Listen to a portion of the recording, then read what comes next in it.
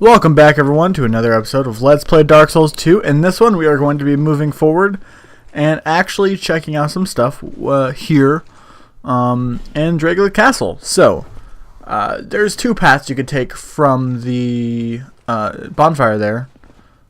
Also, I was very confused as to how to actually fucking grab this, but you don't actually have to worry about it. Once you do something later on, it'll open up. Just don't worry about the switch. Don't worry. Stop it. Just stop. Okay. So, there's two paths you can take from that bonfire we just left. One taking us here, and the second one taking us to a blocked off doorway. So that one isn't really an option. Here we're going to be going up a crap ton of ladder steps. I almost call them stairs. To this door. So in this door, there is some guys waiting for us, and we could actually aggro them by shooting at them, right? So I'm using the black bow, by the way, the hunter's black bow. So these guys are dangerous because there's just a crap ton of them, and once you drop in, you're gonna be stuck inside that room until you can get out. So approach this room very carefully. I recommend taking as many like ranged. Or with ranged methods as possible. My flame swath is going to be very helpful, but it's not going to be my soul salvation.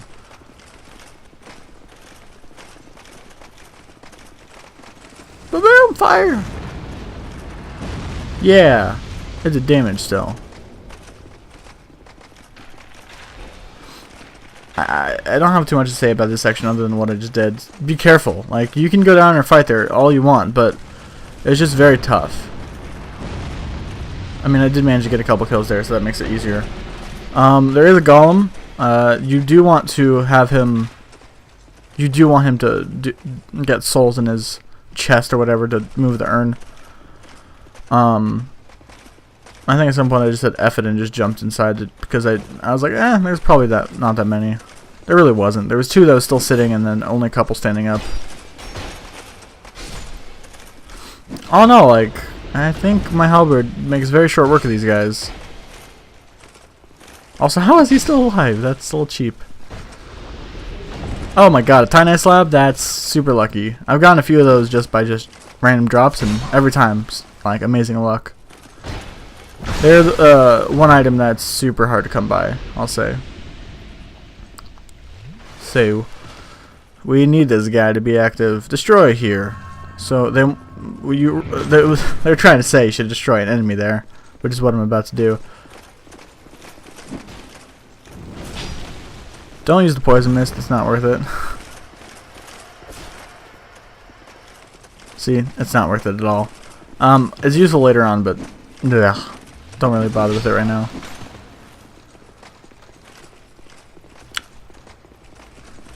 Now I'm realizing how slow I actually am at taking out these guys. Holy shit. I wasn't sure how far the effective range was on the soul thing. Oh shit. So I was very careful to not die. Still almost died though. So he will hit that switch, I guess. God, I want one of them as a friend. He looks so like huggable.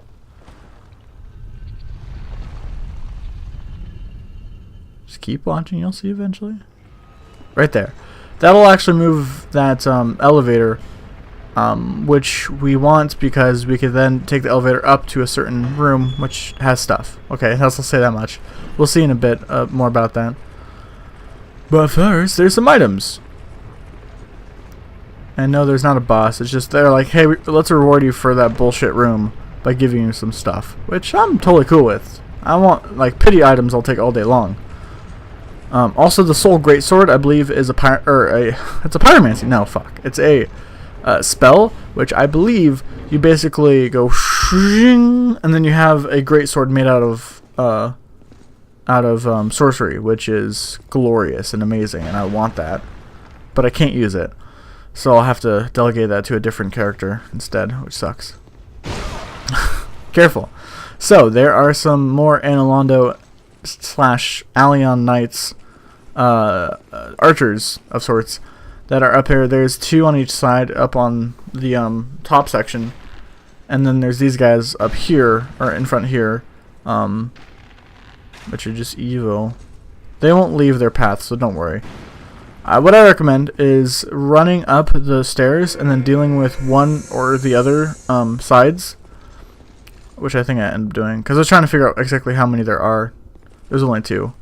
Each guard a what do you call it? A chest on each side, which is very useful.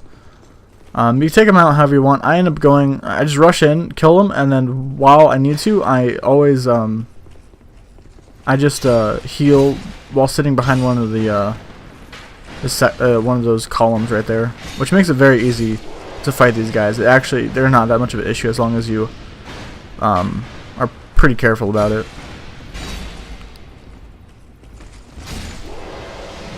See, there we go. Tactics. Also, before you get the chest, you should probably... Wait, no. No, I ended up just getting the chest just because... Or I guess this one is more about like a lockbox, but... Oh god. One hit me, but, you know... the other was invincibility frames. Yay, Firestorm. Firestorm, a pyromancy I'll be using later. It's fucking amazing. I love it. It of course makes a firestorm. You just hit the ground and then the entire terrain erupts in fire, which is just the best. These guys for some reason really like to use their bows when they're like right in front of you. I don't know why, but they do. And because that's just how their character is, and they like to like rest their hand over their sword before actually attacking, it makes this all really easy. I think I goof up here in a second, you'll see.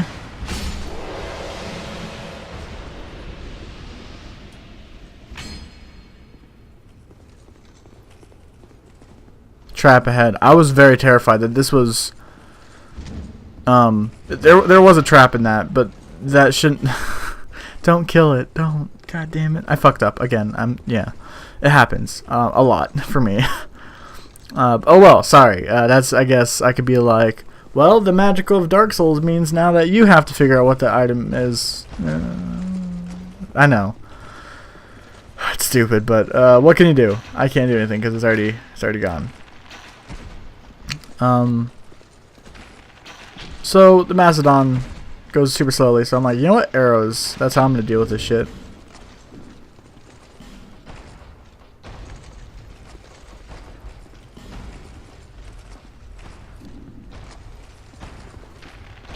Ooh, the dark arrows do a shit ton of damage to this guy.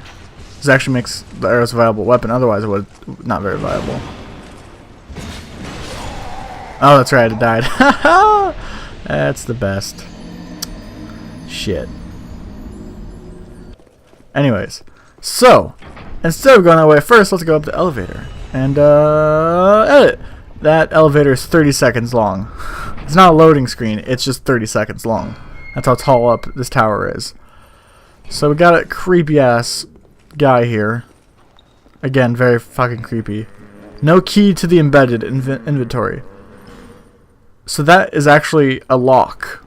That creature is a lock, and that's guarding a lady in there. There's some items in here we could grab, which is super cool. But if you want an item in there and to help the lady, then of course you're gonna have to get that key to the embedded. But again, it's very just only Dark Souls can do that. They have a fucking a lock for a door, which happens to be a chained up person. That is just crazy. Anyways, key to King's Passage. We need that. Yeah, I tried attacking, but no. So I was like, okay, well that's just weird. And there's a lady in there. You can't talk to her. You can only talk to her if you walk inside. So just remember that for later. We'll be doing more stuff with that in a bit. So firstly, let's head back down to wherever we're going. Here we go. Yeah. So this opens King's Passage, right? Also, by the way, I'm not showing it where the room led to, where I died to the Mastodon. It leads to some more items, some more archers, and then a path that leads back to the bonfire again through a one-way door. So This is King's Passage, and everybody's like, beware of misery, this is terrible, I hate this. People have some issue with this, apparently. For me, it was a little tough, but then I realized it's not actually that bad. You'll see what I mean in a bit here. So, there is 2 ways you go about this room. I'm doing it wrong the first time, and then I'll show it the right way right after. So there's these awesome looking knights. These are the only ones I could tell in the game that actually use dual blades. Here we go. Flame Swath. Yeah. Yay, Flame Swath. My favorite. That message rating is very nice. I like that. Might have been chest ahead I put in front of Cloanthian or whatever her name is, or Cloanth or Cloate, or I don't know her name. She sells fucking gems. I put amazing chest or something like that, or chest ahead in front of her, so that might have got the rating. Who knows? Anyways, there's a couple items. One right there, another one off to our right. Not there, but I think right there. Yeah, right there. See, another item. Careful, another one of these guys. Not super tough, but I think the idea is people might rush ahead to fight this guy and then die to the rest of them that pop up behind him. But I took it a little slower, so I got lucky. But yay, some more Titanite. Well, it's tinkling Titanite. Fuck, I just messed it up. I have some issues when I say words. So, you could actually summon Benhart there if you choose to. And holy shit, we got the Looking Glass Knight. Which I'm not actually going to show this boss fight because I die very quickly. But instead, I'm going to show you that he's there, and let's get to him. But firstly, I died. And I only got him to half health. But secondly, this is the correct way to go through King's Passage, which this was a few times after I had already understood this. Attack the statues. Look for the statues that have heads, because the statues that have heads are the ones that'll turn into these guys. But by attacking ahead of time, I could just murder all of them without them even spawning in. I killed 2 before they spawned, and the other 2 as they spawned, which I think that meant they have less health. I'm not super sure. But there you go. They're dead. So, now we're going to actually fight the Looking Glass Knight. I managed to do this solo, which I feel very good about. So here we go. I'll say that I'm pretty sure the Looking Glass Knight was actually a boss that press people could fight against early on in like E3 or PAX or something. And I was hearing about how there were so many people that were trying and only one person actually managed to defeat him. In their defense, it probably wasn't their fault. A lot of the press probably hadn't played Dark Souls before. And the one that beat it was probably a fan of the game that had played quite a lot. Because this boss fight can be difficult if they kept it the same as that one. But I don't know. I think I make it look a little easy. But then again, I might make it look stupidly hard. Not sure. There's a few attacks you have to watch out for. He has a couple of jumps like that. He has a charge up and then douche like that. He charges up electricity to his sword, I assume from the storm ahead, or above us, and then attacks. But you gotta be careful, because there's a couple things you can do with that. If he charges up the sword, and then, here we go, watch, and swings it like that, it's just gonna be a swing, but with electric sword. But if he holds it up and then shoots it out like a slam down, it's going to be a line of electricity that tries to home in on you, but it'll usually miss you if you dodge. Also, he has a move here which he'll actually bring out a fucking phantom. So he'll bring out a phantom through his Looking Glass shield, which is awesome. That's such a crazy feature. But there's more to it. I'll say this guy is just a random NPC. But in New Game Plus, apparently, by the way, this is what I was talking about, the line of electricity. In New Game Plus, apparently, if you put down your red summoning sign, like with a red soapstone, in or maybe if you just try to invade King's Passage, it'll say you're being summoned in by the Looking Glass Knight, and you can fucking fight against a person in their own boss fight, or in their boss fight here. Which, holy shit, I think that's crazy. And I'm looking forward to trying that out in New Game Plus myself, but I've heard it enough, I'm pretty sure it's a legitimate fact. I'll say the swing also has a couple one other variation, which is where it shoots out balls of electricity. Balls. That move will only ever happen if he charges it up. Looks like he's like he readies the backswing, but charges it like while holding it behind him for a second. That's when you know that he's not actually. I think he does it right here. No, okay, never mind. All in all, this fight's super easy as long as you know what to look out for.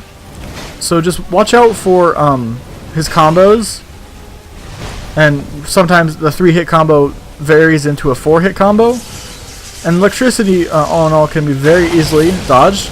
The balls can either be dodged by walking behind him as he's charging up, or you just walk far enough away that they don't hit you. Also, if you happen to have a Thunder Quartz ring, which I do, then no worries at all. So right here, he murdered himself by trying to summon another Phantom, and there we go. The boss fight's done. I killed him on my 8th attempt. That was awesome. I love that fight. It's such... It's very different because it's like, well, what other fucking boss seriously summons in people for him? Like, that's crazy cool, I think. So this path down here will actually take us to a new area, which, of course, I mean, you probably expected that. But this new area is very cool because it makes no sense.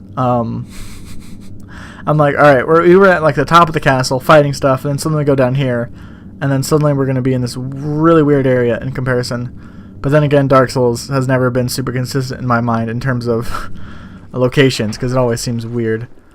So, I ended up going back up after coming down here the first time. This will bring us into a Darkroot Basin-esque looking place, if you remember that. Which... It's more like they took Darkroot Basin and combined it with the Ash Lake and made this place, which is very cool. If you take the torch, go ahead. You don't need to.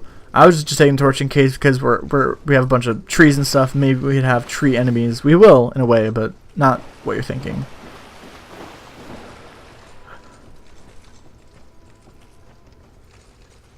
Do you hear that? This is the Shrine of Mana. You could hear singing off in the distance, which is very awesome. It sounds very cool, but also there's something to it, which we'll figure out in the next episode. So, I hope you enjoyed this episode. I sure did. And I will see you in the next one when we progress onward and do more stuff. Also, I should mention that after you kill the Looking Glass Knight, I believe now is when you get to see all the places on your map or your lists that you haven't actually been to. So that's a really cool feature. But anyways, next episode. See you then. Goodbye.